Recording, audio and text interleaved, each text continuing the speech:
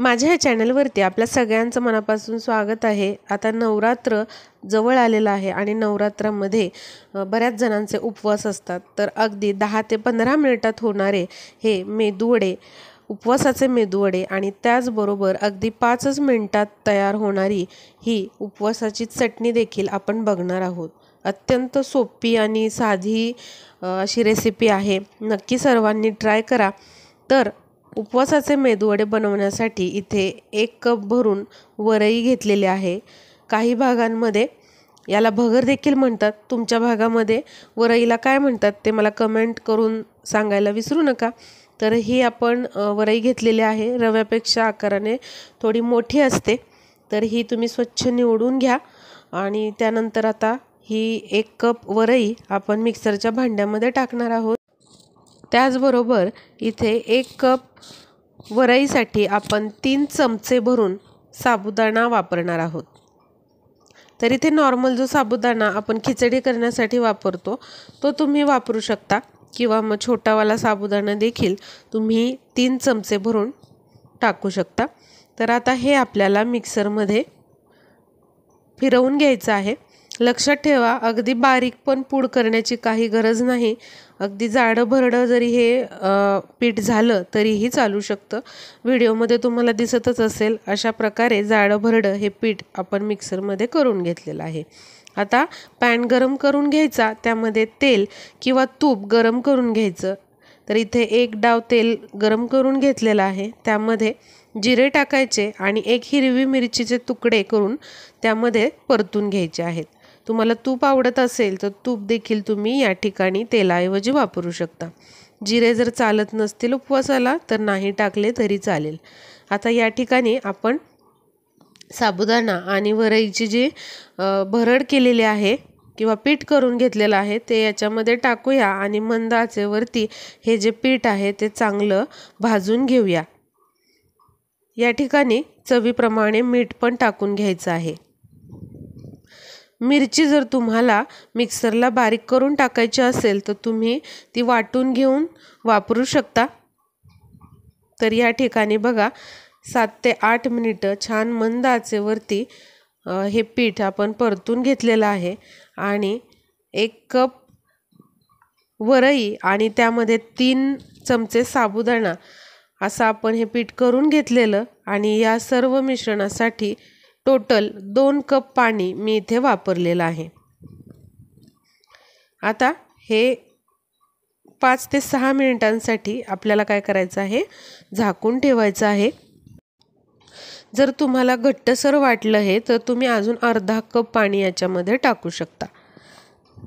तर या ठिकाणी बघा, जेव्हा तुम्ही झाकण ठेवता तेव्हा गॅस बंद करायचा। 5 ते 7 मिनिटं हे झाकून छान पीठ फुलू द्यायचं आणि त्यानंतर आपण हे झाकण काढून आता एका दुसऱ्या भांड्यामध्ये हे जे पीठ आहे जे आपण वाफवून घेतलेलं आहे ते काढून घ्यायचं।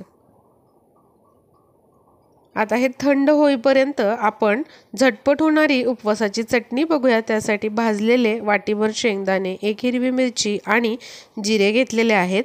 तर या ठिकाणी हे भाजलेले शेंगदाणे घ्यायचे आहेत। त्याचबरोबर 1 हिरवी मिरची घ्यायची आहे। तिखटाचं प्रमाण कमी अधिक तुमच्या आवडीप्रमाणे तुम्ही करू शकता। त्याचबरोबर जिरे घेतलेले आहेत। जे जिन्नस तुम्ही खात नाही उपवासाला ते नाही टाकले तरीही चालतील। आता चवीनुसार याच्यामध्ये मीठ टाकून घेऊयात।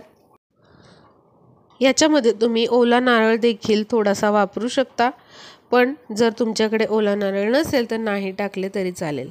आता यामध्ये आपल्याला पाणी टाकून याची पेस्ट करून घ्यायची आहे। थोडं थोडं पाणी टाकून हे बारीक करून घ्यायचं आहे। तर बघा, अशा पद्धतीने हे मी वाटून घेतलेलं आहे। आता यामध्ये 1 चमचा भरून दही टाकलेला आहे। दह्यामुळे या चटणीला छान अशी आंबट चव येते, त्यामुळे इथे दही वापरलेलं आहे। याऐवजी तुम्ही लिंबाचा रस देखील वापरू शकता। आता इथे बघा, छान अशी ही चटणी तयार आहे। तुम्ही अशीच देखील खाऊ शकता, पण आपण इथे तडका देऊन घेऊया। जर तुम्हाला तडका आवडत नसेल किंवा जिरे उपवासाला चालत नसतील तर तुम्ही अशीच ही चटणी मेदूवड्यांबरोबर किंवा उपवासाच्या डोस्यांबरोबर, उपवासाच्या इडलीबरोबर खाऊ शकता। इथे बघा, तेलामध्ये आपण अशा पद्धतीने हे जिरे जे आहेत ते परतून घेतलेले आहेत आणि जिऱ्याची फोडणी केलेली आहे। या ठिकाणी तुम्ही तुपाची फोडणी देखील करू शकता। इथे आपली झटपट अशी 5 मिनिटात होणारी ही चटणी तयार आहे। आता इथे बघा हे मिश्रण देखील थंड झालेलं आहे। आता समजा या स्टेजला तुम्हाला वाटलं की हे मिश्रण बाइंड होत नाही, तर तुम्ही काय करायचं, थोडंसं कोमट पाणी घेऊन याच्यामध्ये तुम्ही टाकू शकता। अगदी चमचाभर टाकून बघा आणि हे पीठ मळून घ्यायचं आहे आणि मग तुम्ही याचं बाइंडिंग व्यवस्थित करून घेऊ शकता। पण इथे आपलं बाइंडिंग व्यवस्थित झालेलं आहे। तर याच्यामध्ये आपण बघा 2 उकडलेले बटाटे टाकलेले आहेत, शेंगदाण्याचा अर्धी वाटी कूट टाकलेला आहे आणि दही 1 चमचा भरून टाकलेला आहे। दह्यामुळे अगदी या मेदूवड्यांचं आवरण जे आहे ते छान कुरकुरीत होतं, आत वडे छान मऊ सॉफ्ट होतात आणि बटाट्यांमुळे अतिशय छान चव या मेदूवड्यांना येते आणि त्याचबरोबर मेदूवडे अतिशय हलके होतात आणि भाजलेल्या शेंगदाण्याचा कूट टाकल्यामुळे हे जे वडे आहेत ते चवीला खमंग लागतात। तर अशा पद्धतीने हे आपण पीठ जे आहे ते अशा छान असं कुस्करून मळून घेतलेलं आहे। आता मीठ आपण आधीच टाकलेलं, जर तुम्हाला वाटलं चव घेऊन बघा कमी आहे तर तुम्ही या ठिकाणी देखील या स्टेजला मीठ याच्यामध्ये थोडंसं वाढवू शकता। तर आता याचं बाइंडिंग व्यवस्थित होत आहे, त्यामुळे याच्यामध्ये मी काही पाणी टाकणार नाही। जर तुमच्या वड्यांचं बाइंडिंग व्यवस्थित होत नसेल तर आधी सांगितल्याप्रमाणे हलकंसं कोमट पाणी घेऊन चमचाभर टाकून हे पीठ मळून बघा आणि अशा पद्धतीने आपल्याला हाताला पाणी लावून पिठाचा गोळा घ्यायचा आहे, असा तो चपटा करायचा आहे आणि पुन्हा बोटाला पाणी लावून अशा पद्धतीने वड्यांना छिद्र करून घ्यायचं आहे। अशा पद्धतीने सगळेच आपण मेदूवडे तयार करून घेऊया। अतिशय परफेक्ट शेप आलेला आहे आणि पीठ देखील आपलं अगदी परफेक्ट झालेलं आहे। तिकडे आपण तेल गरम करायला ठेवलेलं आहे आणि हे सगळे वडे आपण आता करून घेऊया।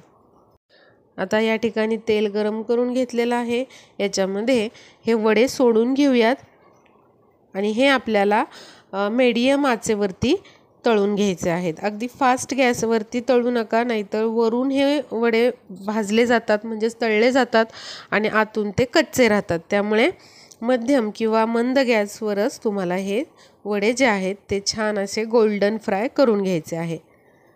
या ठिकाणी बघा छान असे सोनेरी कलरवरती आपण हे मेदूवडे तळून घेतलेले आहेत आणि हे जे मेदूवडे आहेत उपवासाचे ते तयार झालेले आहेत। आता तुम्ही बघितलं काहीच जास्त साहित्य लागलेलं नाही आणि फक्त 10 ते 15 मिनिटांमध्ये हे उपवासाचे मेदूवडे तयार झालेले आहेत। अशाच पद्धतीने सगळे वडे आपण तळून घ्यायचे आहेत। तुम्ही फ्रीजला अशा पद्धतीने पीठ करून ठेवू शकता। अगदी 4-5 दिवस तुम्ही फ्रीजमध्ये ठेवून जेव्हा पाहिजे तेव्हा याचे असे मेदूवडे करून आयत्या वेळेत तळून ते खाऊ शकता। त्याचबरोबर अशी चटणी देखील तुम्ही अवश्य या मेदूवड्यांबरोबर सर्व करा, सर्वांना नक्कीच आवडतील आणि या नवरात्रीमध्ये हे उपवासाचे मेदूवडे आणि उपवासाची ही चटणी करायला विसरू नका, नक्की करून बघा। तर बघा किती छान असे कुरकुरीत मेदूवडे आपले तयार झालेले आहे, अगदी मऊ सॉफ्ट असे झालेले आहेत।